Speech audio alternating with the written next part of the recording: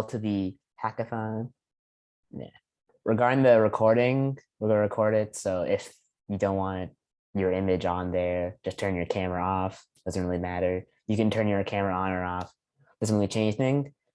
So first of all, we're gonna ask what is a hackathon? So a hackathon is just a computer science event where we give you a prompt and then you create a project based on that prompt. And that's like the general gist of it. You can do basically whatever you want with that prompt. It just has to kind of follow it, and it has to be a computer science project that you create. And there's a lot of stuff you can do with that, and that's to encourage your creativity. We're gonna start with this with two guest speakers, as Tyler mentioned, Shaurya Gupta and Keeshan Patel. So general rundown of timing, because people have been asking about that. We're gonna spend about the first half an hour talking with the guest speakers, talking about their experience, both guest speakers. And then the next 10 minutes will be about a Q&A rundown, a Q&A. And then after that, we're gonna have another 10 minutes where we just describe the rules of the hackathon. Until 7, we talk about submissions. And then post 7 until however long it will take, we talk about you just ask questions and I answer them. So the submission deadline for the hackathon for like your project will be Sunday, April 3rd at noon. So noon, and then you're done.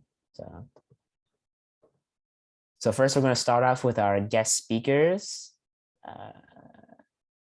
So I will leave the floor for either Shaurya or Keeshan to start their presentation, so y'all can share your screen. Yeah, I can go first. Hey everybody, how are y'all doing? Let me share my screen really quick with you. I'm good. Thanks. Good to hear.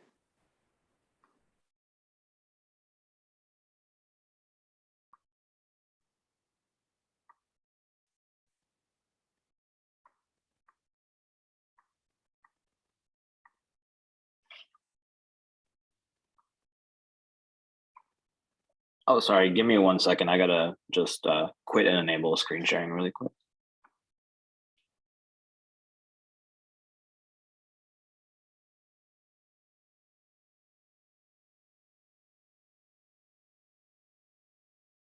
We've lost one of our presenters. This is an unfortunate development.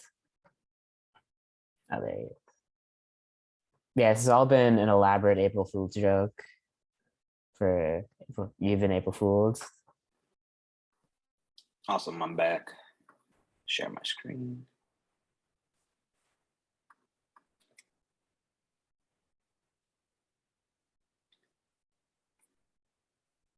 Awesome, can y'all see this? Yes. Yes. Okay, awesome, cool. So hey everybody, we'll be giving a little STEM presentation about what I do at NASA.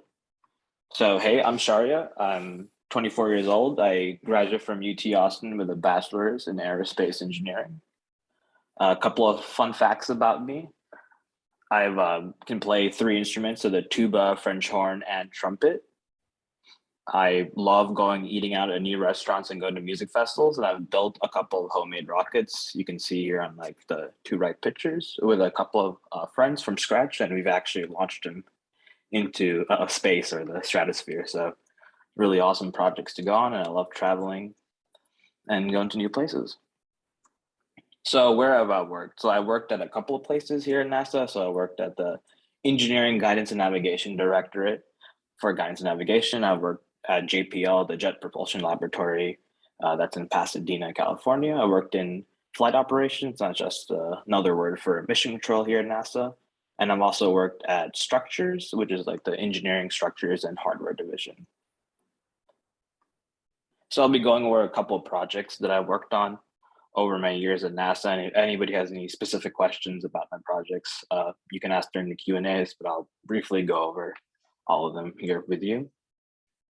So the first project is the Lunar Lander and Gateway design. So if you don't know what Gateway is, it's like the ISS or International Space Station that orbits around the Earth, but it actually orbits around the moon. So it's like a gateway to deep space. So I helped design and CAD the lunar lander and gateway. So I designed a lot of the structural and hardware components on the spaceships, and I worked in CAD software tools like SolidWorks and Creo. Sadly, I can't show you any of the actual CAD designs, but here's a cool 3D mock-up of the spacecraft I helped design, and a lot of cool engineering problems, really big problems that you would not even think about. So one of the things I helped make were the chairs for the lunar lander, and you would think, chairs are easy enough to make. You got to make them lightweight, sturdy for the astronauts to sit in. But one of the complications that I had to deal with was the acceleration and G-force that a lot of astronauts face when they're shooting up to the moon or shooting from Earth. Is if you go fast enough, all the blood from your brain will go to your legs and you'll pass out. So I had to help design the chair in a way where it angles the legs and the body where the astronaut can take all the G-force and not pass out. So a lot of cool engineering problems that people wouldn't think about at first until you're actually there doing it. So it was a really fun project to work on.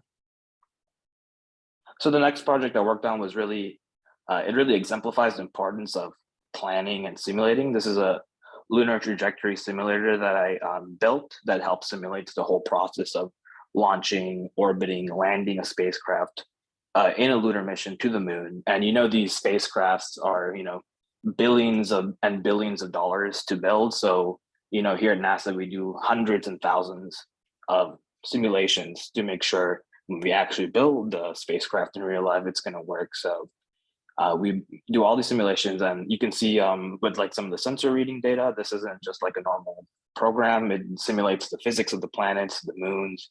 You can see all the sensor data. You can see the fuel amount, your trajectory, your flight path. So it's a very realistic environment of what will happen in actual life. So it's a really cool simulator that really helped give us the designs and plans about how we're going to build the spacecraft in real life. And this is just a overview of trajectory of that space station gateway I was telling you about, and a couple of aerospace engineering cues and knowledge, but you don't need to know about that. But I thought this would be a cool overview about how the simulation and trajectory will be. And this is another cool slide I wanted to show about how the spacecraft and gateway orbiting station will go around the moon and the Earth. So this is an Earth-Moon rotating frame. So the space station is going to go around the moon, and this is a kind of Earth view. So this is the moon going around the Earth with the space station going around the moon. So it's a little inception-y, but this is a really cool 3D plots about how they're going to be. And a little fun fact I like to tell at this part of the presentation is a lot of people think space is a lot closer than it really is, but space is super, super big, a lot bigger than people think. For the moon, for example, is 250,000 miles away from the Earth. And a lot of people just think, oh, it's in my backyard, but you can actually stack 30 Earths side by side. And that's how many Earths it'll take to get to the moon. So even going to the moon is an astronomically far distance to go. So space is super, super big. Awesome. The next project I work on was a auto-reconfigurable truss structure. So this is a modular truss arm that would go on the robotic arm on the International Space Station. Maybe you've seen a video of an astronaut doing a spacewalk and the robotic Canadian arm helping out the astronaut or helping the astronaut take a selfie or something about it. So this would be a kind of implementable modular add-on to the arm that'll help do a couple of stuff like holding heavier materials or letting the astronaut extend their reach a little farther to the space station. And one of the cool things about doing this project was the physics of trusses are a lot different in space than here on Earth. So here on Earth, you'll find trusses on bridges, buildings, and other things, but the physics really changes when you're in space, especially for these modular pneumatic arms that the truss arm will use. So it's really interesting, just kind of tuning your brain to change those physics and working on this. You can see on the left, this is a mock model of what it'd be, and then this is the real model that helped CAD some of these attachments and hinges, and this is on the left is a pneumatic pressurized 2. I forgot what the actual name is, but it helps precisely move the kind of trusses that are in between, and helps move the arm very precisely about what the robotic arm and the ISS would want. So going a little bit more software wise, when I was in guidance navigation, I worked on the optical navigation tool. So this is a software that determines the position and range of a spacecraft based on optical images. So if you've ever seen like a sci-fi movie, you can see they're like, oh, where are we? And bring up the navigation. In real life, that really doesn't exist. Most of the navigation that's done by spacecrafts today get their location and everything from Earth. But for the spacecraft we're making, we actually have a actual navigation program and software and tool that will take images of the night sky when they're in space. So you can see this image on the upper right, and it seems black, but it's actually filled with thousands of stars, but they're like super, super tiny, like pixel length big. And it'll actually has a catalog of stars. It knows the pixel brightness of it, and it'll actually take a picture and match up the centroids of the stars so it can know the location of itself in space. So you can see if you zoom in, this image is like gigabytes big. It's not just a normal picture you take from your iPhone. So if you zoom in, you can actually see this one of the stars that matched to the centroid from its catalog. And this is just a little blown up view about it. Like this is the catalog stars are in blue, and then the software will match based on what it knows and AI about these are the match centroids from the catalog star. So really cool software project. Before I started this, I didn't even know how a camera worked. So it was a super interesting project to work on because I kind of learned a lot about optics, software on optics, optimizing a picture to be used for analysis. So really interesting project to do. The next project I did was an inflatable structures test. So I did this in tandem with another company actually while I was at NASA. And this was to test the viability of inflatable structures on the ISS. I think there's a lot of news articles about a lot of companies trying to do that, and not just ISS, but on the moon and Mars, because inflatable structures are super easy to and compact to take to these planets and other places, and you can inflate them and have a really big space for astronauts. So I helped test the viability of one of the structures that one of these companies was making. So I made a stretch sensor and a stretch sensor that kind of tests the length and stress that a structure and this inflatable structure will take to pop. So we actually tested the structure to failure. I actually can't show you the picture of the inflatable structure, but it's like super huge, like probably 4 times bigger than a pickup truck or a school bus. So it's really, really big. And we kind of tested to failure, which pretty much means we blow it up. So we put so much air pressure into this, and this inflatable structure is like dozens of times stronger than a tire that you put in your car. So the PSI, and it's like so much, as you have to be like super far away, and even a little leak will create like a blast wave that will really hurt you if you're nearby. So we were really safe about this, but it was a super fun project just to blow something up. So very fun project, and I got to work on piezoelectric sensors, which you'll find those sensors in accelerometers, but I used those sensors in this case to measure the pressure and stretch of the inflatable structure. So this is a really interesting project to work on also. And that kind of settles all the projects I worked on. There's a couple of others if you wanted me to ask about it, but I just wanted to ask or tell people in general, what skills do you need in industry, whether it be in college, when you're in classes, or when you're doing an internship, or after you graduate, you're actually in industry? Well, it's kind of a super hard question to answer because it's a lot of on-the-job learning. I made that reference with the optical navigation tool. I didn't know how a camera worked before working on that. So it's a lot of on-the-job training and learning you'll have to do.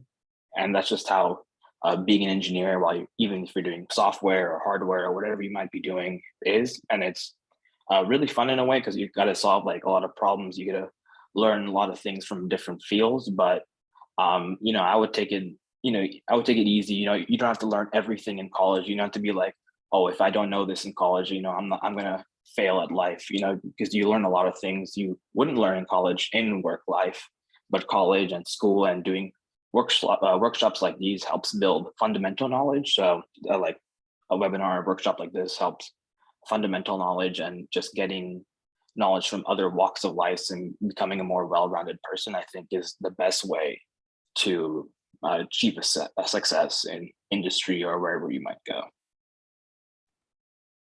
And that's the end of my presentation. So, and I guess we'll leave questions after Keeshan makes his presentation. Thank you.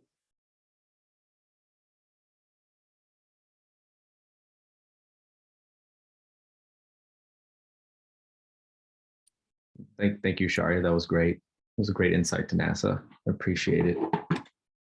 Thanks, man. Yeah. So some of those problems seem very hard to solve. So I bet you have some sleepless nights over those, but thank you for your service. I guess I'll go ahead and screen share. More lazy if you were doing something you didn't enjoy. So I think that's all I have. I guess we'll open up to questions now. Thank you. So the floor is open to questions. The general rules, don't do like 10 questions per once. We're just gonna go through as many people as possible. We're not gonna spend like an hour on just Q&A. So please. So just put in one question for now if you want. If you have a question, yeah. Okay, I guess Justin asked which APs did you take? I think we took the same one, Shaurya, right? Like it was just like bio, chem, English is a big one. Histories are the big one. Gov is the big one.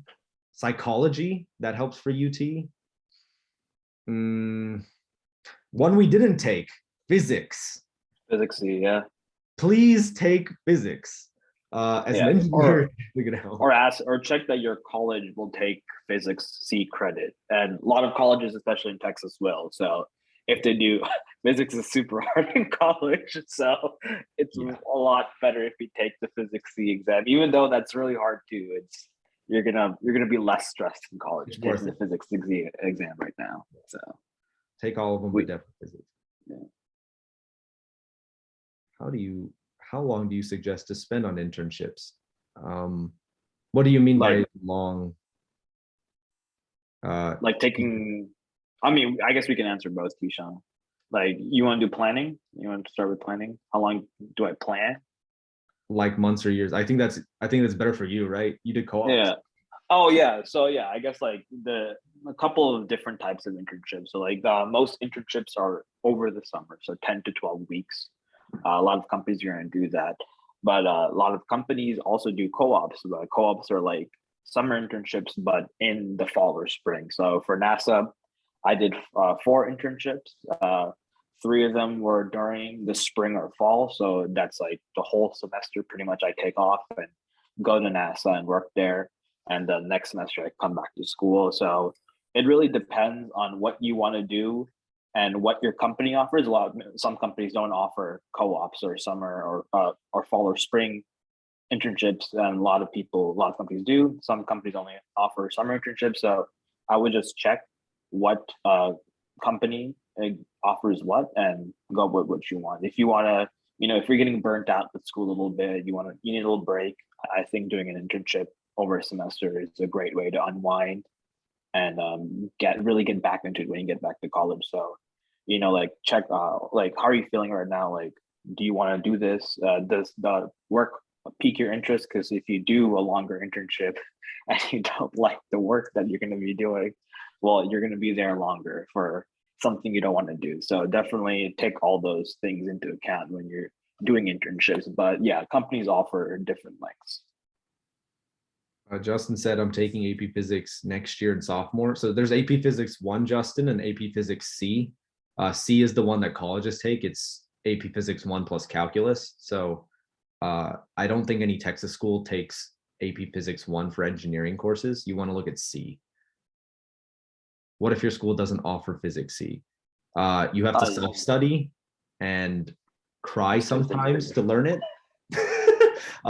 Literally ask Lakshay and Monio. That's probably a better question for them. Me and Shaurya did not take it. Okay, that's our advice to you guys, to take it. Ask Lakshay and Monio. Yeah, and even if you have to like get like the physics C for dummies books and Yep. everything from online, and you have to self study for it, I feel like it's going to be a lot easier in the long run for you. Trust me. What's Tyler's question? How are college courses more difficult than high school ones? Tyler, what's the hardest course you've taken thus far?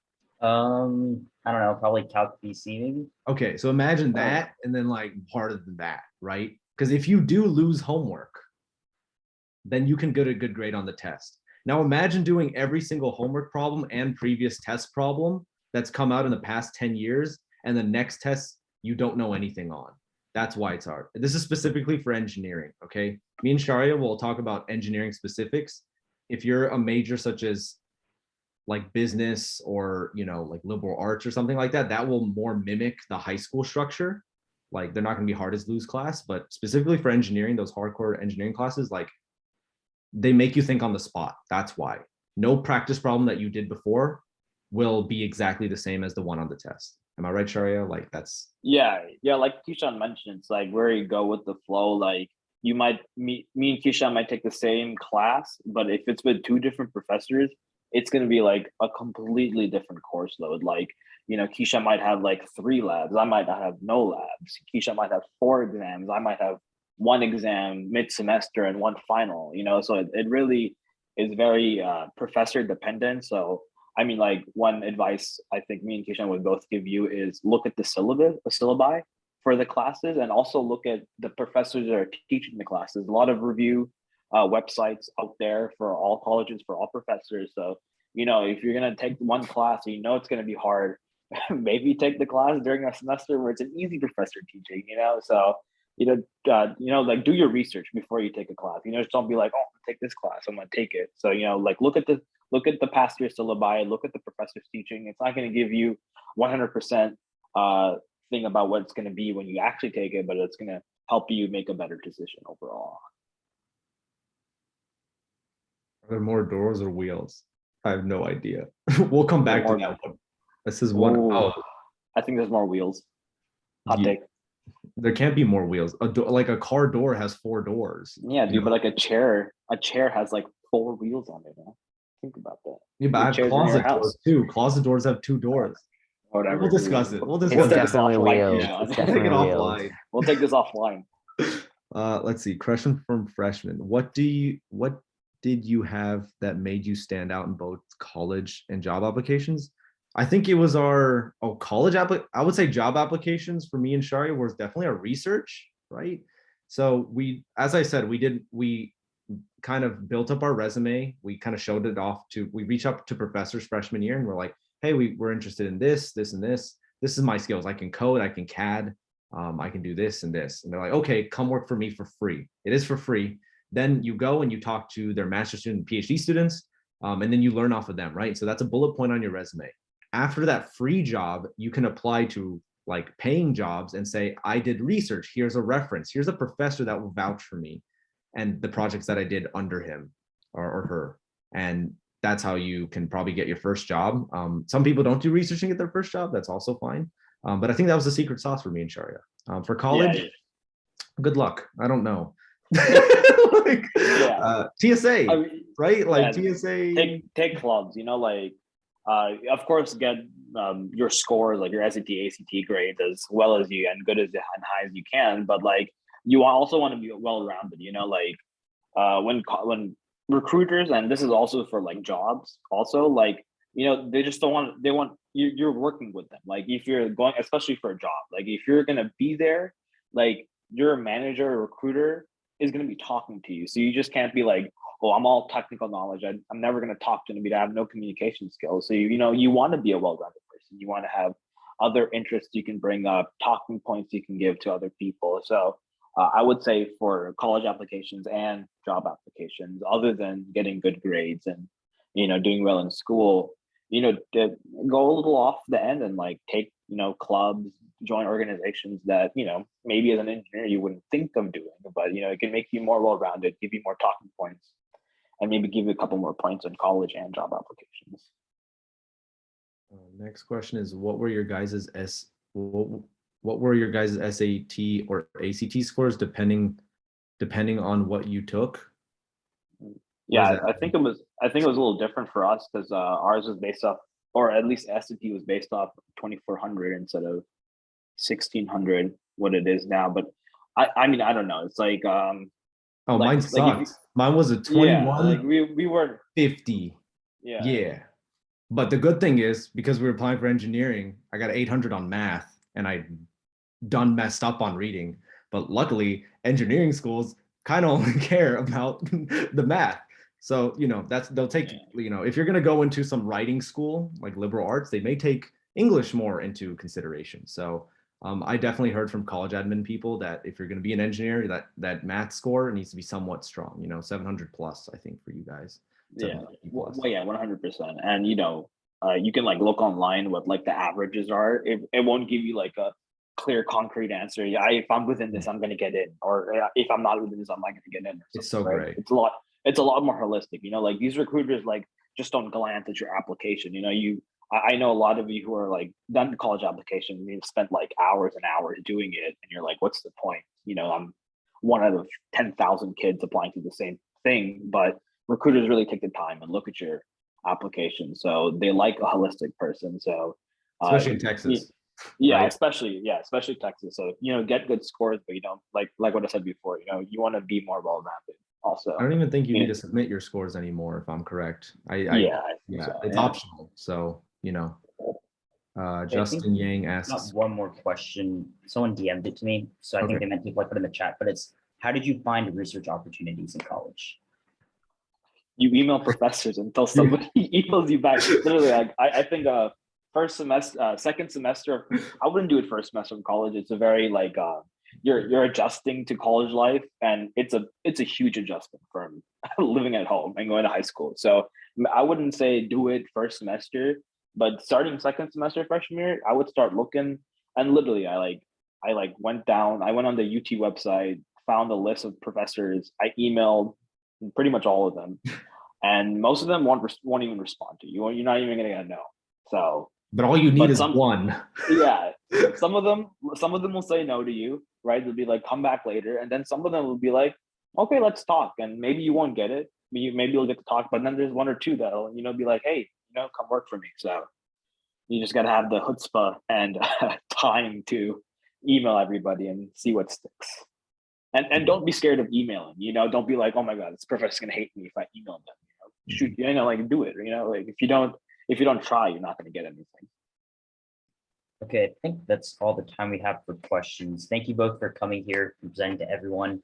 Lakshay, do you want to take back over the hackathon instructions and everything? Yes, I will. Thank you for then- our speakers. And then Lakshay, right here, he's going to show you the QR code for if you guys are in SNHS at Seven Lakes High School, you can get credit for this coming to this event. So if you want to scan that QR code right there on your phone, and then you can get points for attending here. If you're in SNHS and you're only here for the guest speakers, you guys are free to leave after you scan this attendance form and fill it out. And if not, then you guys are going to stay with us for another 10 minutes-ish, 10, 15 minutes. SNHS is Science National Honor Society. It's a club for juniors and seniors at most schools. Lakshay, would you go send that in the chat, the link to that attendance form so they can fill it out on their computer? Manil did it. Thank you. Okay, awesome. Thank you all for your time. Have a good day. Yes, thank you. No, those nerds are gone. I'm So still now- here. Well, I'm we're here not in the too. same house anymore, so it's fine. Do you need advice for UT next year? Do you know who's gonna be next to you? That's me. That's this guy right here. That's right. Yeah. I'm remembering this. Adios, guys. If y'all need any help, just reach out to Moniel and Lakshay. They can reach out to us. Oh god. More. But other than that, enjoy your high school days. All right, so a rundown of the hackathon. We've entered the hackathon portion of this meeting. We're going to talk about how the hackathon is going to work and more specifics. So first, it's the theme. The theme is the power of one. Now you might be thinking, what does this mean? What does the power of one mean? It means whatever you want it to be. I don't care. Just make it somewhat related to the phrase, the power of one. I don't care how you do it. I just want it to be related somehow. That gives you all the flexibility that you want to code whatever you want and like make whatever project you want, as long as it kind of follows this. The theme is partly for to make sure that you don't just reuse an old project, to make sure that's somewhat applicable, but it's also very vague. So that means you can kind of do whatever you want. So if you have questions about if your theme applies to the power of one, it probably does. So yes, with that. So some basic rules: don't plagiarize code.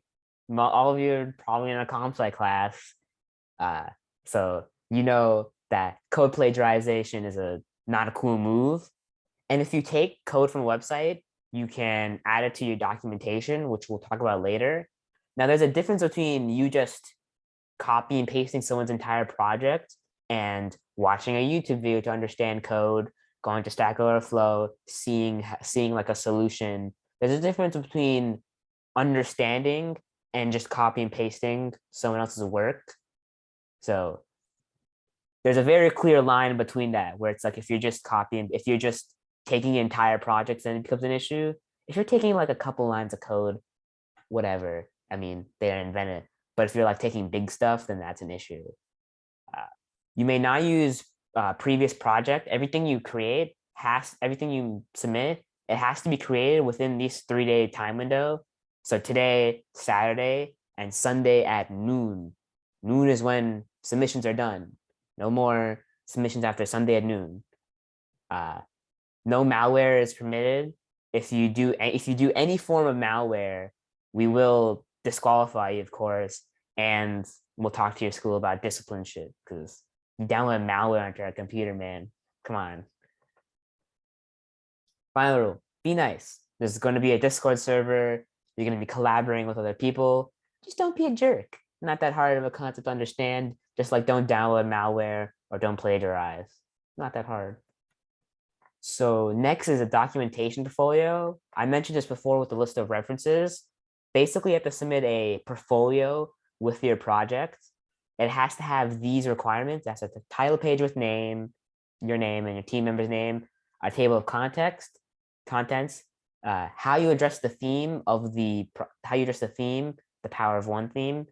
It has to have project testing documentation with the results. It has to have a self-evaluation of project with possible future prospects and the list of references used. So if you use other code from an outside source, then you put in the list of references. So this here is kind of a template / example. So I'm just going to go through this to explain it, because a lot of you probably have not done documentation for a project. First of all, keep your fonts consistent. Keep your fonts consistent, please. Aesthetics aren't like too important, but if it looks good, it's not going to hurt you. So my example project is OneDrive, because look, the power of one. Here's our table of contents. You can see it's not very long. This doesn't have to be that long. So yeah, it's only like 6 pages long, and not all the pages are completely filled. So in reality, this isn't like too big. You just need to do it. And you don't have to follow this format. You can honestly just change the format of all of this if you want. As long as it has these things, do whatever. I just need to see all of these requirements here, and then you're good. I'm just giving you an example and template in case you need it. So the table of contents. On the example / template, the highlighted parts are notes from me, and then there's example here. Yeah, you can read that. Basically, in this paragraph where you talk about how you approach the theme, you're just going to be talking about how this relates to theme, how you came, like what your thought process was to come to your project, and how will you be creating your project. Will you be doing it in Java? Will you be doing it with HTML? Are you going to make a code.org game? I don't know. Some of you are weirdos. So just put that all down here. And that's kind of like your elevator pitch, I suppose, for your project. An elevator pitch being you meet a guy in an elevator and you have from when you get into the elevator to when you leave the elevator to pitch. So that's going to be it. Put some pictures on this page, I'd suggest.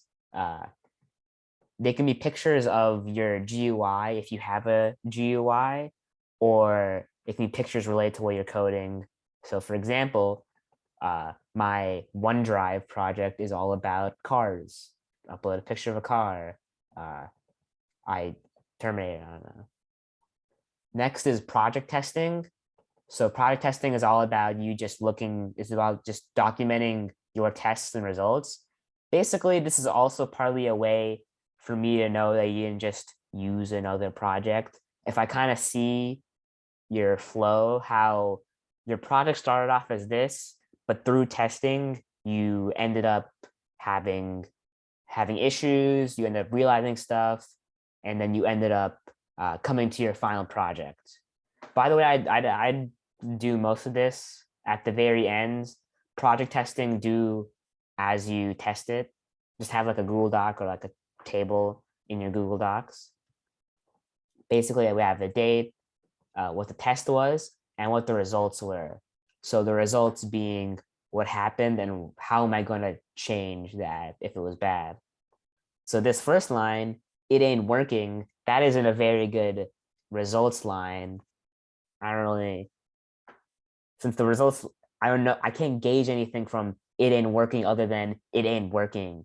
I need to know, oh, this part wasn't working as well as I hoped to be, and this is what I'm going to do to change that. This one is better. This one I just like. Many casualties. Were many casualties in our first test due to forgetting a semicolon. Never forget your semicolon, kid. Saves lives. Next is the self-evaluation and future prospects.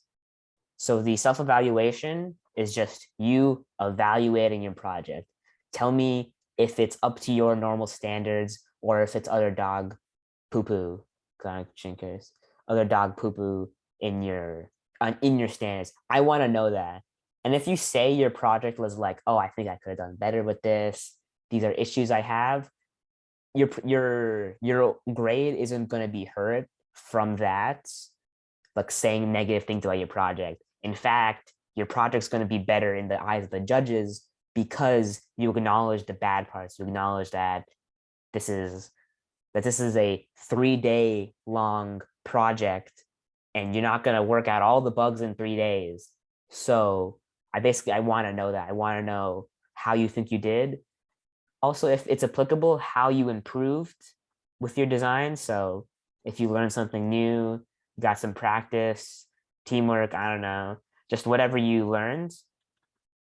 Next, tell me how this can improve. This is all about you just making a rough draft of a project and then telling me how you can make it better. Next is future prospects.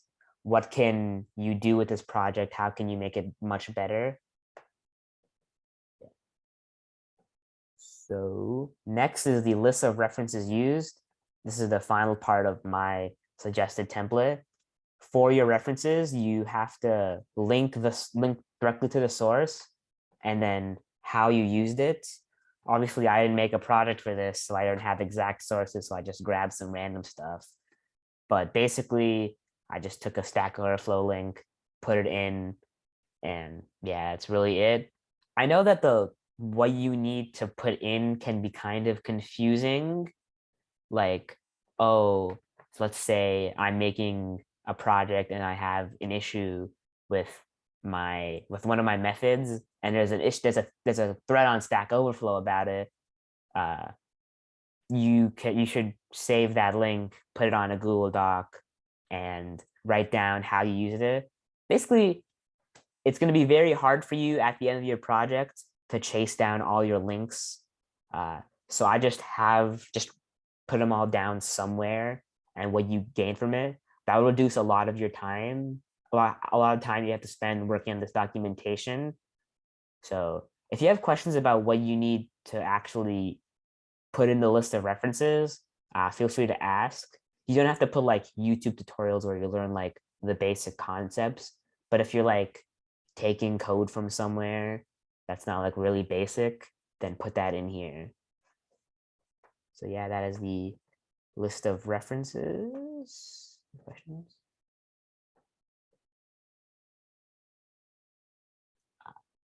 Next, we're going to talk about submissions in GitHub.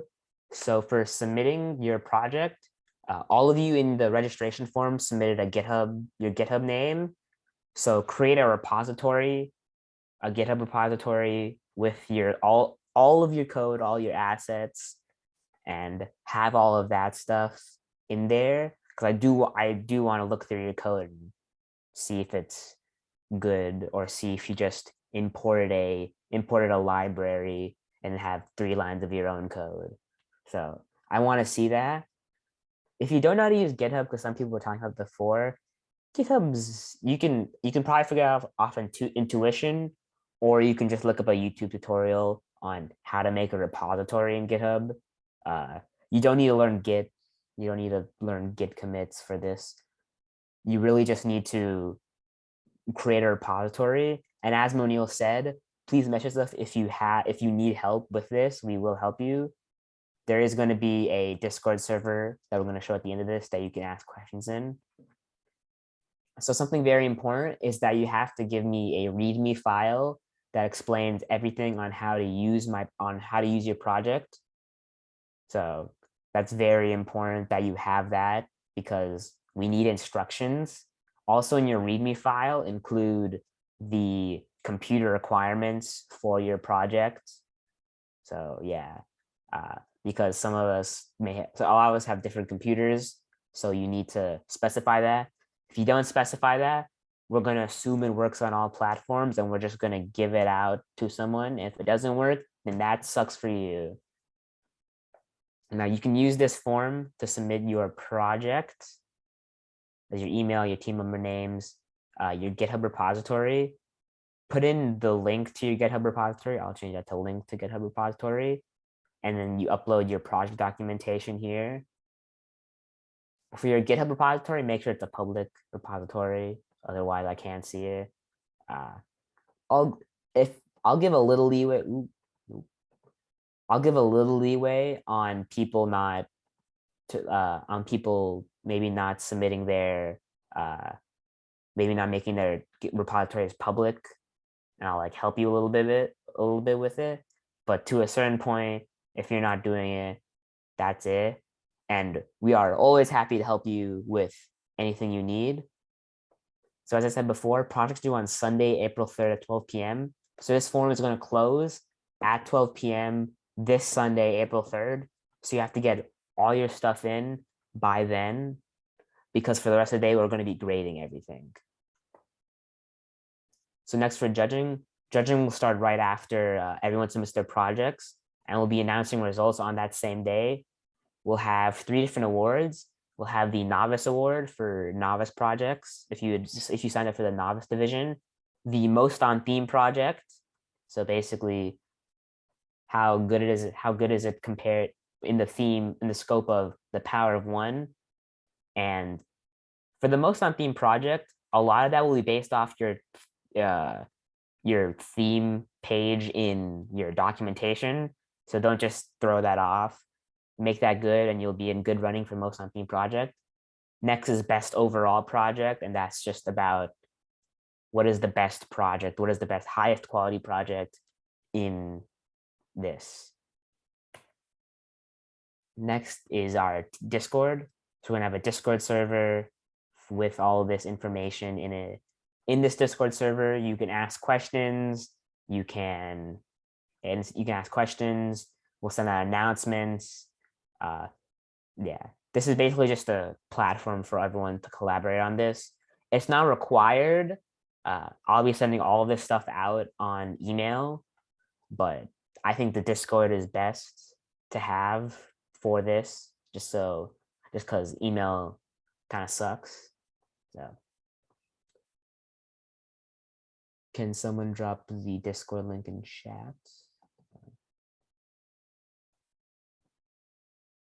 Able to copy this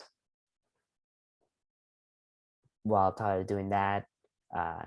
So if you have any questions, you can email us at this email, add us on our Discord, add us on our Instagram, or you can ask on our Discord. Thank you, Nathan. So yes, that is everything. The floor is open to questions on how everything works.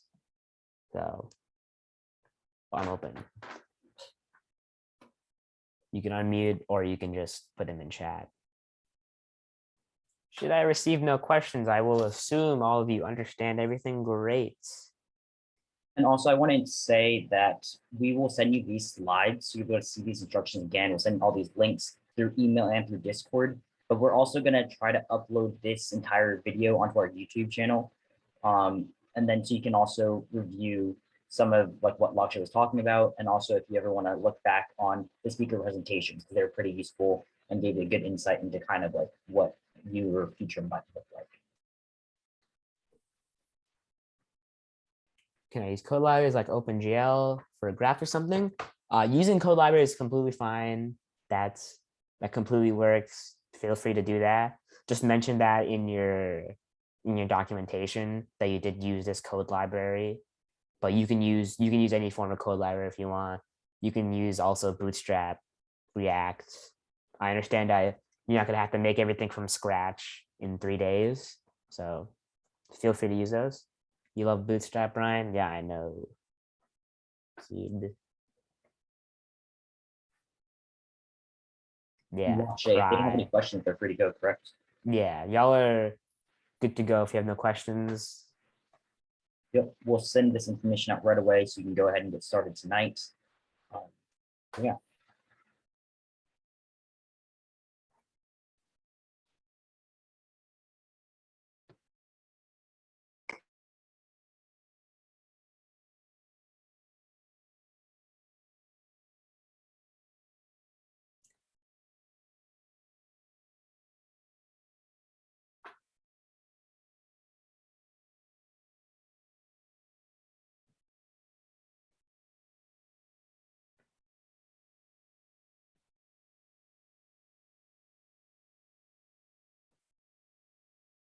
How many of these guys are just AFK?